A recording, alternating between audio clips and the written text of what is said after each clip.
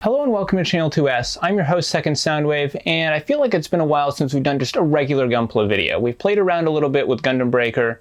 We did a bit of a live stream with the Bawaku box, but I'm in the mood today to just look at some good old-fashioned Gunpla. So one thing that I've always liked about Bandai hobby, and really just the Gunpla hobby in general, is that it's really easy to get a hold of the kits. Sometimes when it comes to things like collecting, action figures, or especially with stuff like candy toys and kind of the Shokugan lines, there's this kind of panicked frenzy to pick up a product as soon as it comes out because it's usually only available for a few months before the supply starts to dry up, and then you got to pay a lot for it on eBay, and it kind of obligates you to buy anything you think you might want as soon as it comes out in case you can't get a hold of it later. However, I've always liked how Gunpla is basically the total opposite of that. Let's say there's a new Master Grade coming out and money's a little bit tight and you can't afford it this month. It's no big deal. You can just wait a couple months, pick it up when you have the money. Maybe there's an older high grade from a few years ago that you skipped down on before, but now you kind of want. You can just go and pick it up. It's easy as that. Even if there's a kit you want that is a lot older, let's say something from Gundam 00. Most of the time, still pretty easy to get a hold of. I've always liked how that makes the hobby so relaxing and stress-free. You can pretty much just pick up whatever you want, whenever you want. However, there are occasions where Bandai doesn't really gauge the popularity of a kit quite right, or maybe they have some other reasons for making it a bit more scarce, and sometimes a kit can be a little more hard to come by. Now, I'm not talking about P-Bandai kits or event-limited kits, I'm just talking about regular old retail Gunpla. Sometimes a kit just slips through the cracks and Bandai doesn't bother to reprint it. And one kit that I've noticed that happens an awful lot with, so much that it has taken me years to track down a copy of it, is a high grade from Gundam Seed Destiny called the Gaia Gundam.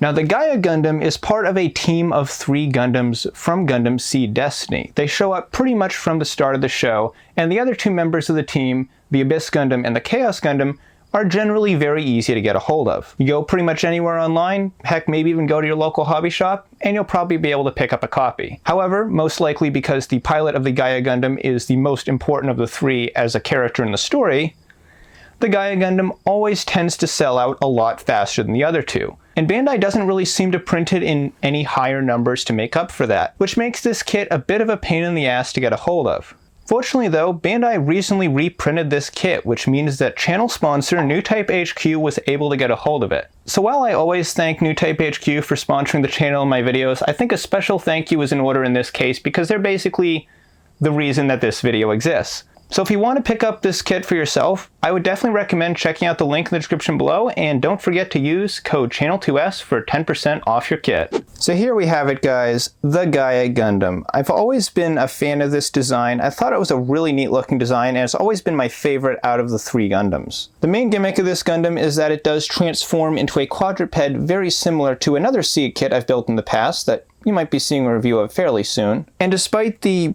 justified reputation that older high grades like the ones from the Seed line tend to have, I've always kind of wanted to pick one of these up. So it's pretty cool to finally have this kit in hand. Now, looking at the pictures on the side of the box, we can tell this isn't exactly a perfect high grade. The details aren't super sharp, the proportions aren't as perfect as you would see on a modern kit, but it still looks like a decently good representation of the Gaia Gundam. As you can see by the blue Bandai logo, this is a recent reprinting of the Gaia Gundam, and I've noticed that in addition to changing the color of the logo, they also erased the MSRP from the barcode, just like they do with the newer models. Now, I'm not a very big fan of this, as it seems like a way for them to kind of secretly increase the price of kits over time without anyone noticing. And I kind of feel like they've already done that with the Master Grade line. A lot of the more recent Master Grades we've gotten, I feel like they are like maybe $3 or $4 more than they really should be. And while that's not a significant amount of money right now, I have no doubt that Bandai is going to very slowly creep up that markup over the years without anyone noticing too much. But corporate conspiracies aside, the kit does look pretty good. Here on the side we can see Stella, the pilot of the Gundam, and more than likely the reason that this kit is so hard to get a hold of. There's advertisements for a couple other kits in the line that kind of oddly used line art of the mobile suit instead of an actual picture of the kit. I guess they were kind of self-aware of how mediocre their kits were back then. And I think that's enough looking at the box, so let's pop this open and see what's inside. So I have opened up this kit before just to take a peek inside, and what kind of surprised me is they did something with this kit that I don't really see a lot in modern kits. In fact, I'd never seen it at all until I picked this kit up. And that is unbagged parts just sitting in the box.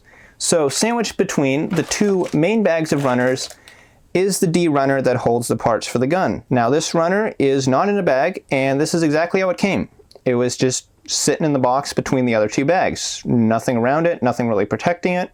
It's just there. Now this did make me panic a little bit first because I thought that the bag might have somehow been tampered in and maybe a runner was missing, but I looked through the manual and double checked it against everything that's here, and all the runners were present. I also looked up a couple unboxings of the kit online and looked around on Twitter, and apparently this is pretty common for this kit, and it's just how the model comes. So I thought that was a little bit weird, but it ultimately doesn't seem to really harm the kit at all. In fact, when I got the model, it was actually still wrapped in that same shrink wrap that Bluefin uses for most of their releases. So in this bottom bag, we can see what the stickers are going to look like for this kit, and unfortunately one of the biggest downfalls of the Gundam Seed kits is they really didn't do color separation that well. There's a lot of stickers used on this kit, and these don't even cover all the details. When it comes to Seed high grades, unfortunately there's really only two kinds of color separation: stickers or absolutely nothing. On the front of the manual we can see a picture of the completed model, and it doesn't look the greatest, but you know what? She's trying her best. We have some very cool line art of the Gundam design down here that really just makes me want to see a master grade or some kind of modern kit of this, because it really is an awesome looking design. And then the inside of the manual has some more pictures of the finished model. And I have to say, despite the age of the kit, they did a pretty good job making the mobile armor mode look very cool and dynamic. And also guys, is this supposed to be a dog or a cat? Because I'm honestly not sure.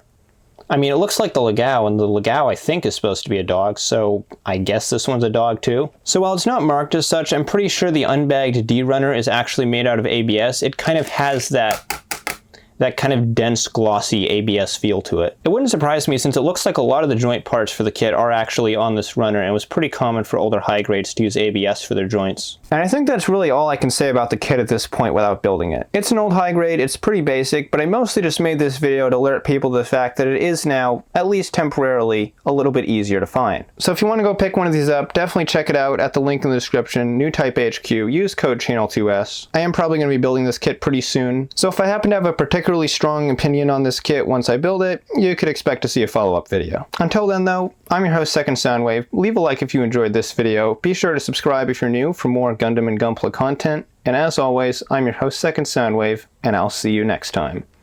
Take care guys.